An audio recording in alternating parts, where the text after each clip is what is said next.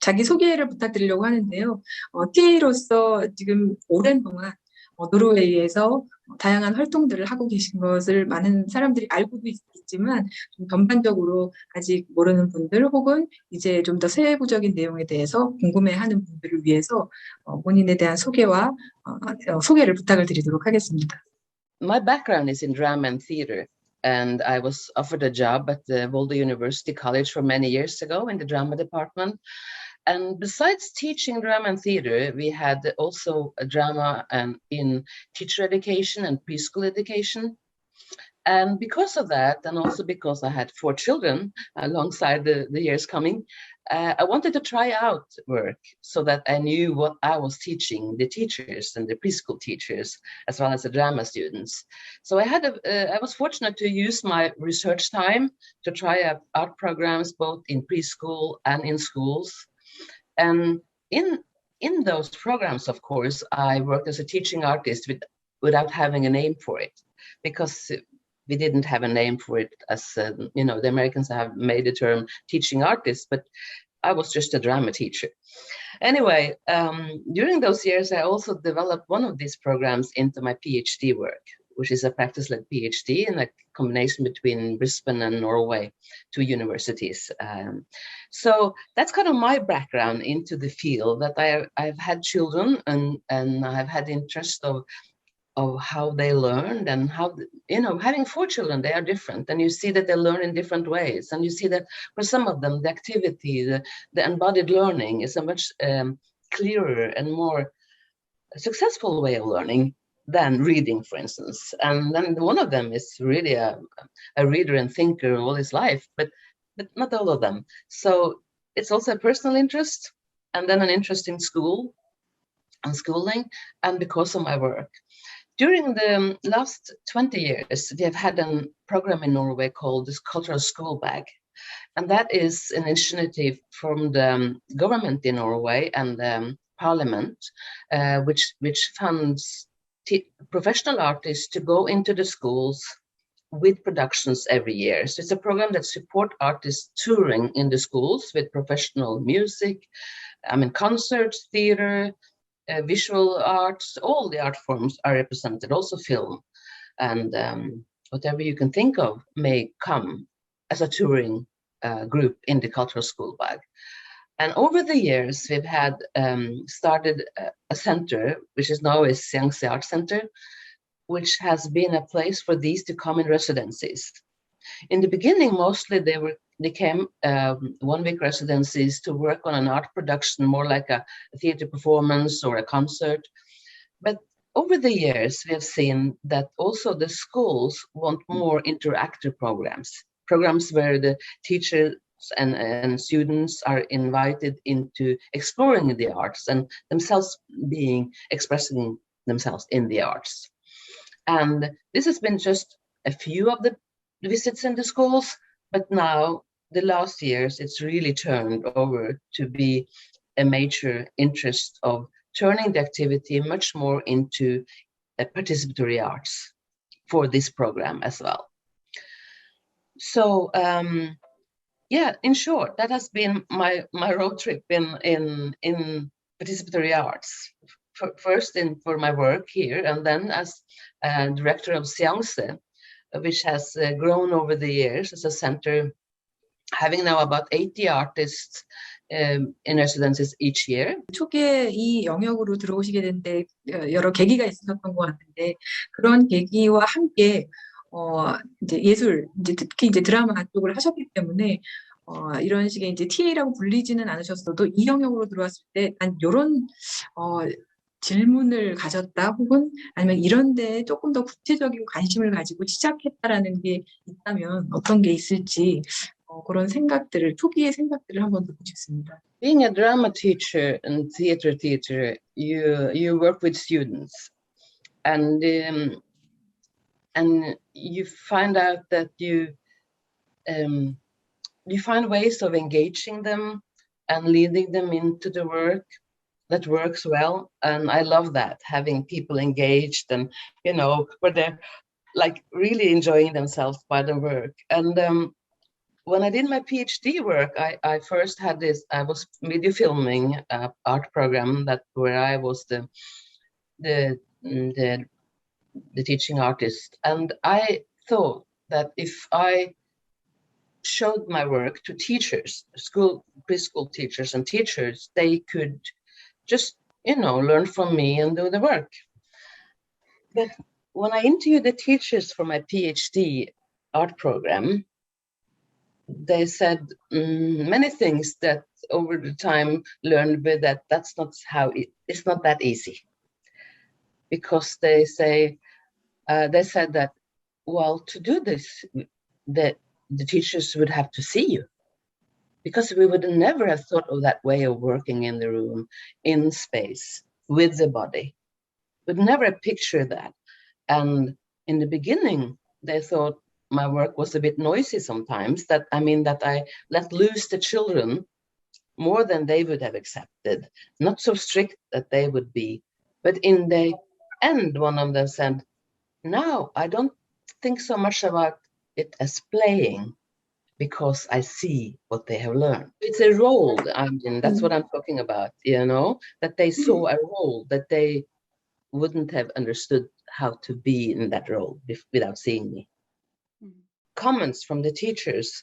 I looked at my videos again, and I noted places where I saw I worked from the arts, where I called it AT, artistic teacher, where I used my art skills.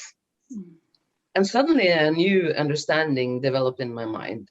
It's not only to tell teachers to do arts and by showing them one program, because I saw that they used my knowledge of acting, my knowledge of directing, my knowledge of how to engage from knowing theater. And you can't tell a teacher with no knowledge in theater to just, adopt a role without having that knowledge. So, and that was before I met, the teaching artist field in New York, and Eric and the people around. So it came actually from studying in detail my own work, believing that I could teach this to teachers, understanding, you need artists in the school if you want to do art programs that really have that type of skills needed to teach art to kids. So, I guess that's the really turning point for me, when I understood that I need artists to be taught how to work with children and young people and elderly people, not only to go into the school trying to teach the teachers, but we need the combination. And then alongside, before I finished my PhD, I hosted this international conference here in Norway, where Eric was one of the speakers. I had Anne Bamford from London. I had different, international capacities, Brad Haseman from Australia. And from then on, I started to study the field and go, to New York. And then I lived there for a year, and too, as part of this. And I went into so many institutions and went with so many teaching artists, and saw this amazing work that's done and developed over years there, that we haven't had the same of as a system in Norway. We've had it more like initiatives from people. 이제 어떻게 보면 노르웨이의 TA로서 이제 초기의 그 역사와 그리고 활동들을 해오셨는데요. 지금 현재 그 노르웨이에서는 티칭 아티스트를 어떻게 그 사회적으로 인식하고 있는지, 그리고 사회에 그 TA들이 어떤 식으로 기여할 수 있다고 이제 인식되고 있는지 그게 궁금합니다. The term teaching artist is not a term we have used in Norway, and I have made a translation that some use now, but it's not like it's spread all over as the term. But that's not the important thing. The important thing is that we have had many teaching artists in work, for instance, in the culture school. We have also a national program for culture school, which traditionally has been after school programs for kids. It used to be music, and then for many years ago, they started coming more art fields into it. And in the culture school, there's one in every commune in Norway. There are one, and they offer classes in dance, in theater and music. Mostly it's still music. It maybe particularly dance still has more private initiatives on the side, I guess, many places. But it's developing into embracing all the art fields. And that is, so they are kind of teaching artists because very often that is professional artists that has part-time jobs in the culture school working with children, and then they do their own, you know, music or theater or whatever they do on the side. But also some of them have full-time work. Lately, part of that after-school program is come into school because we don't have, not all kids go the full day in Norway. So that last part of the day where there's not school, but there is a kind of after-school opening. It's called, it's a leisure time club in a way. They have also this cultural school with programs for music and for theater in that.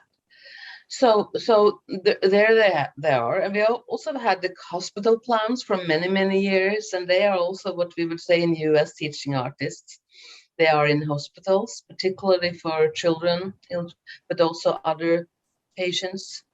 And we also have quite a few programs in old folks' homes, but not as much as I would like to see. It's just in the beginning. Mostly it's been music, like more music therapy. But that is one of the fields I would like to look more into for developing in Norway. And then we have some in prisons and of course some in schools. 말씀하신 문화학교가 그 문화배낭 프로그램하고도 연관되는 것으로 알고 있는데, 그걸 하시면서 혹시 그 초기하고 현재 변화된 내용이나 이런 것들이 혹시 있으면 말씀 주시면 좋을 것 같습니다.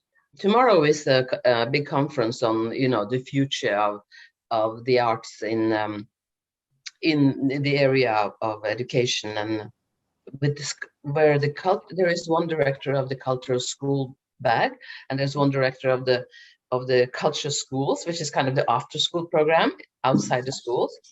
And they are both together with the Art Council Norway, and the culture minister will be there, you know, everybody will be there. But they are separate programs, but they do cooperate on conferences and on developing the field.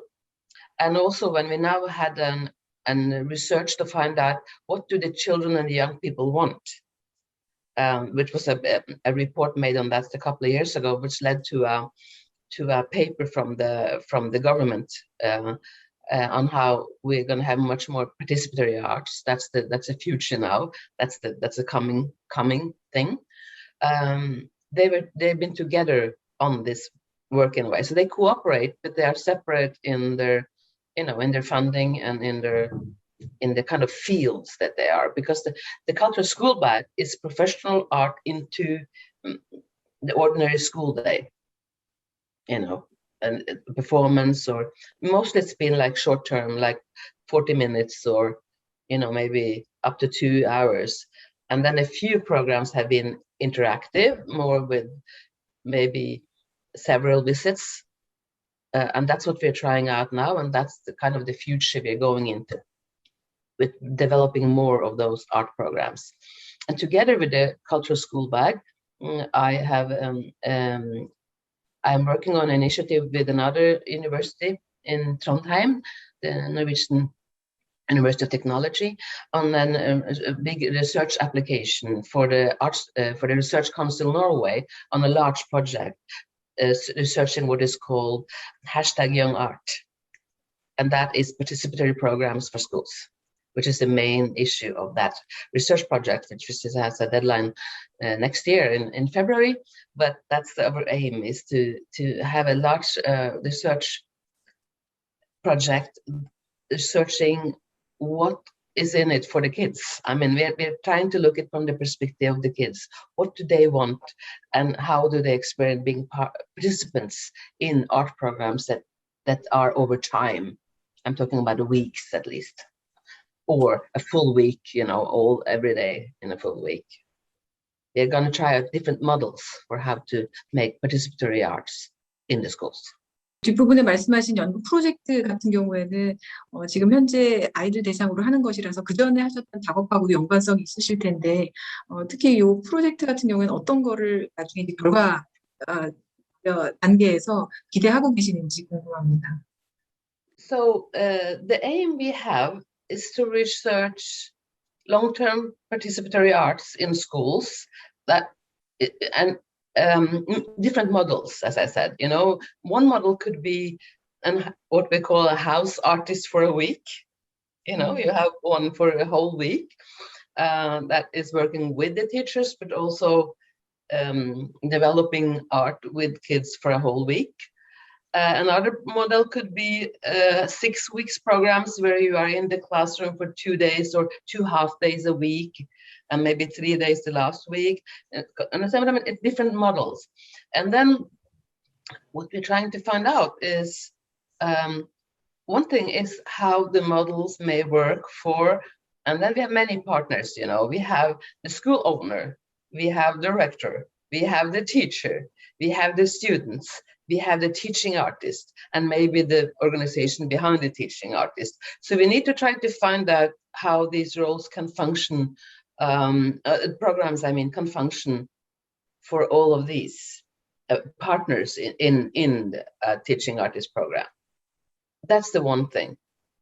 And then the other thing is what we are very interested in, which has not been researched so much in Norway, because there's been several research projects on the cultural school bag, but none of them have really explored or researched the children and students' voice. So we want to find out what's in it for them. How do they experience being part of participatory art? Do they love it? Do they hate it? Do they feel they learn something? Do they feel they... So we're really trying to find out ways where we not only ask students to write, because some of these will be too small. So it's more like interviewing, maybe also through video filming, because you see very much in the children's bodies and faces what they like too. So those two parts of it. And the third one is the partnerships, how they work and the models. The second is the students' experience of being part of it. And the third is a little bit on the side maybe, but I think important, the programs and this work lead to support future skills. We're interested in if we manage to also teach the children something they need for the future, because the future is changing. 예술 교육이라는 것이 사회적으로 굉장히 점점 더 역할을 하게 되고 하게 되는 필요성들이 느껴지고 있는데요. 앞으로 생각하시기에 마리트가 생각하시기에 앞으로 좀 더 좀 찾아지거나 발견되거나 할 예술 교육 그리고 혹은 예술 교육자들의 활동의 가치란 게 무엇이 있을지, 예술 교육의 가치와 예술 교육자의 활동의 가치는 어떤 게 있을지, 특히 이제 앞으로 사회적으로는 여러 가지 사회 변화를 겪고 있기도 하고 일례로 또 코비드-19을 겪고 있는 상황에서 어떤 가치들이 예술 교육에서 발현이 될 수 있을지, 그것이 필요한지 거기에 대한 생각을 듣고 싶습니다. Let me start with the last thing I said, future skills. There are very many similarities between working in the arts and what the future calls for. Those who research future skills, they talk about cooperation, they talk about multitasking, they talk about creativity, they talk about working together in teams, and they talk about many other things. But to look at what children and young people need for the future, there are very many of those capacities and skills that we support working in the arts. And I think that is one of the reasons why we need to continue working in the arts. But as much it is now that we have the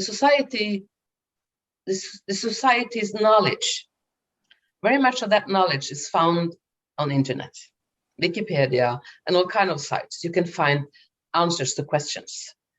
And you don't have to have hundreds of books. You don't have to have particular knowledge on every issue that you need to find out you don't need to remember it. You can find it easily.